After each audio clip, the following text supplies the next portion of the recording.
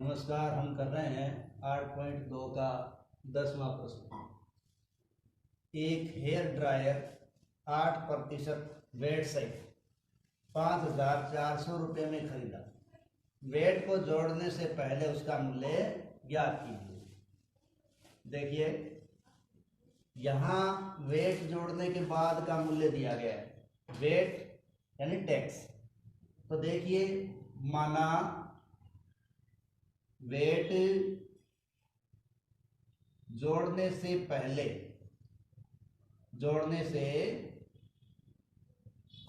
मूल्य,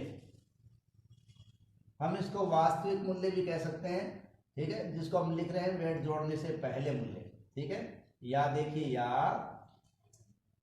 वास्तविक मूल्य बराबर हमने क्या लिया, 100 रुपये, ठीक है। यानी ये हमें पता नहीं है कि पहले मूल्य क्या था, लेकिन हमने उसे पहले का मूल्य या वास्तविक मूल्य नाम दिया है, जो क्या है 100 रुपये, ठीक है। अब देखिए वेट, ठीक है, वेट बराबर 8%, ठीक है। चूंकि वेट जोड़ने के बाद मूल्य बराबर 100 हमने माना है, वेट 8 जुड़ा है, तो क्या हो गया 108 रुपये, ठीक है। चूंकि चुकाया गया मूल्य 108% बराबर, ठीक है। 100 हमने लिया है, 8% में जोड़ा है, तो वो क्या हो गया 108 हो गया। तो 108% है, वो किसके बराबर हो गया, 5400 रुपये के बराबर हो गया, ठीक है। तो अब 108% 5400 रुपये के बराबर है, इसलिए 1 रुपये के बराबर, 1% के बराबर मानेंगे हम। 1% के बराबर 5400 बट्टे 108, 100 के बराबर होगा 5400 बट्टे 108 गुणा 100, ठीक है। यानी अब वेट लगाने के बाद वो रुपये 108 हो गए और चुका गया वास्तविक मूल्य 5400 था। तो 108 किसके बराबर है, 5400 के बराबर। तो 1 के बराबर क्या होगा, 5400 में 108 का भाग लिया जाएगा, 108 का भाग देंगे और हमें पहले का मूल्य ज्ञात करना जो 100 के बराबर था, ठीक है। तो कुल अपने पास क्या होता है, 100 होता है। तो अब देखिए, इसके अंदर हम भाग देंगे, 108 में जब 4 का भाग दिया जाता है तो वो 27 भाग होता है। इसी प्रकार 5400 में भाग देंगे तो 4 एकम 4, ठीक है, ये 5 में गया, एक बार 1 बचा तो यहाँ लगा देंगे, 14 हो गया। 5 से 4 एकम 4, 4 दूनी 8, 4 दिए 12, फिर 2 बजेंगे, 2 के 0 लगेगा ना, तो वो हो जाएगा 20, ये 5 और 0, ये चला जाएगा 1350 बार, 108 का भाग यहाँ गया। अब हम देंगे 27 का भाग। देखिए 27 का भाग जब इसमें देते हैं तो ये 135 में 5 बार जाता है और ये 50 हो गया, 0 लग के, ठीक है। और फिर 100 से गुणा करने पर वो आ जाएगा 5000 रुपये, ठीक है। तो इसलिए वेट से पहले का मूल्य या वास्तविक मूल्य, ठीक है, कोई भी नाम ले लो आप, वेट से पहले का मूल्य या वास्तविक मूल्य होगा बराबर 5000 रुपये। तो ये तो हुआ अपना प्रश्न। देखो, एक तरीके से इस प्रश्न को हम देखिए दूसरे तरीके से भी हल कर सकते हैं। अब वो दूसरा तरीका देखो क्या है। देखो, हम एक तरफ तो लेते हैं वास्तविक मूल्य, क्या लेंगे, वास्तविक मूल्य, जो हमें पता नहीं है वो हम क्या मान लेते हैं, वास्तविक मूल्य 100, ठीक है। और इधर लिखेंगे वेट सहित मूल्य, ठीक है, और वेट सहित मूल्य हो जाएगा 108। अब अपने को वास्तविक मूल्य पता नहीं तो उसको हमने क्या मान लिया, अक्ष, और वेट सहित मूल्य क्या है 5400, ठीक है।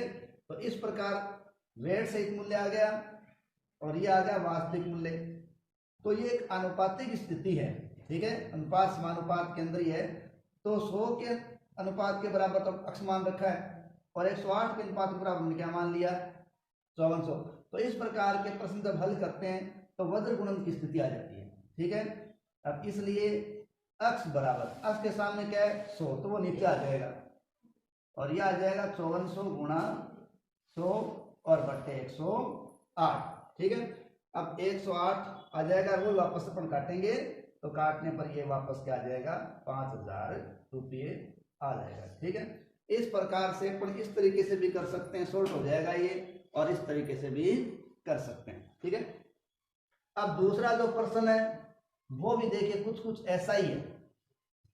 हमें बताया गया है कि कोई वस्तु 18% जीएसटी, पहले प्रश्न में वेट था वो भी कर है और जीएसटी भी क्या है कर है, तो टैक्स लगा है दोनों में।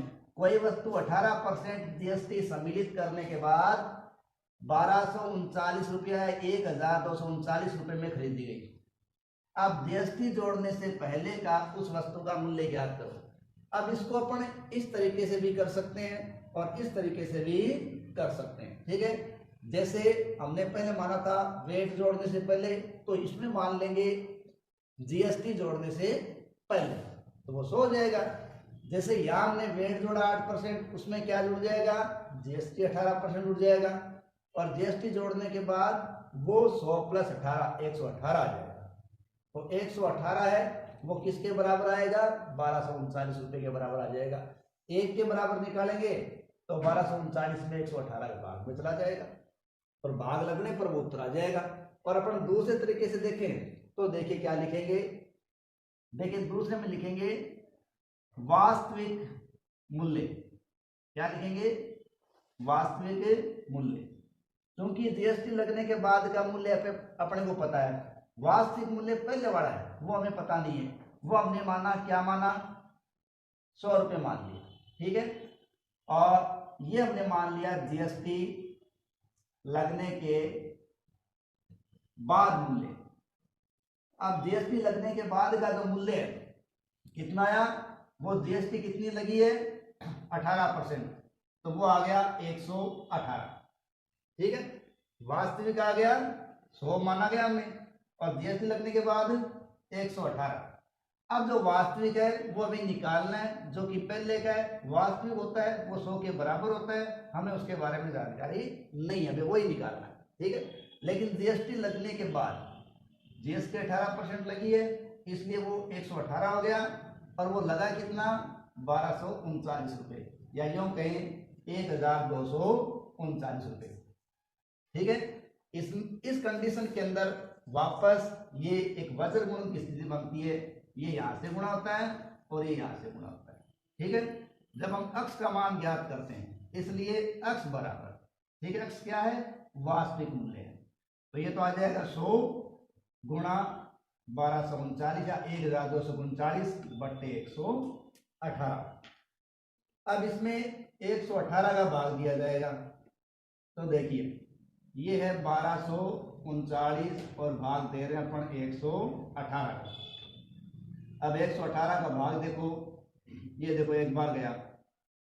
ठीक है। अब एक बार जाने के बाद देखिए ये 3 है, इधर से एक हासिल लेंगे तो हो जाएगा 13, 13 में से 8 गए तो क्या हो गए 5, और यहाँ एक का एक रह गया, आगे बड़ा अंक उतारेंगे तो हो गया 9। ठीक है। अब इस प्रकार यहां देखिए भाग नहीं जा रहा, लेकिन यहाँ अभी भी अंक बाकी है, तो भाग इसमें जाएगा 10 बार। ठीक है।